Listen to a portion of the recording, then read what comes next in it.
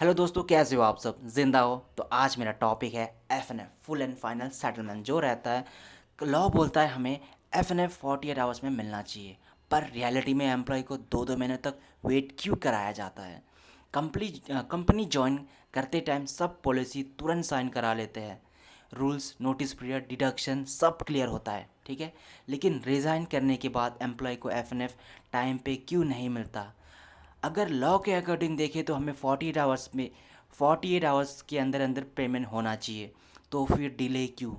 अगर एम्प्लॉय को 1 साल से पहले पहले कंपनी छोड़ता है तो उसे 4500 सैलरी डिडक्ट कराया जाता है कंपनी से, जैसे कि साथ मेरे साथ हुआ है। क्या ये फेयर है?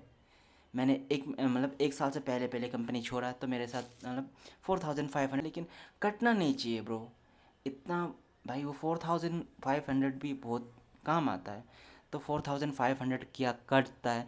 तो ये सिर्फ नोटिस, ऐसा कि नहीं मैंने नोटिस पीरियड सर्व नहीं किया, नोटिस पीरियड सर्व करने के बाद भी एक्स्ट्रा पैसा क्यों देना पड़ता है हमें?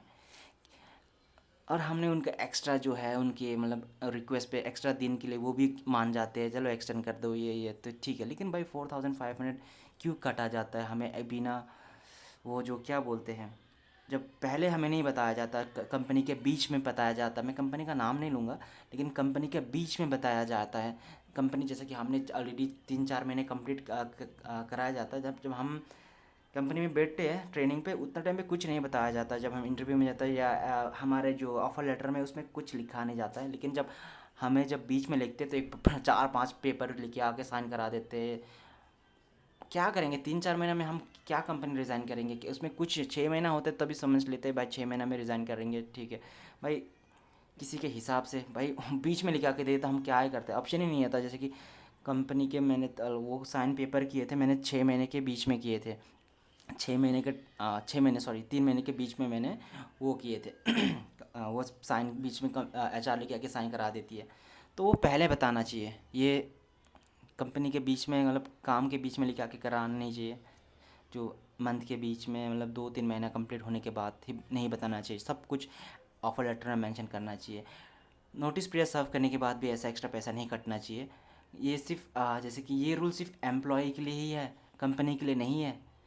गवर्नमेंट लॉ तो बना देती है, पर ग्राउंड पे रियलिटी में अप्लाई कौन करेगा इसको? आप बताओ कि आपके साथ भी ऐसा हुआ है? अगर हुआ है तो कमेंट में मेंशन करो, कमेंट पे बताओ मेरे को भी। सिर्फ मैं हूँ या सब कोई है यहाँ पे ऐसा मेरा जैसा कोई है जैसे स्ट्रगल कर रहा है ये चीज़ से?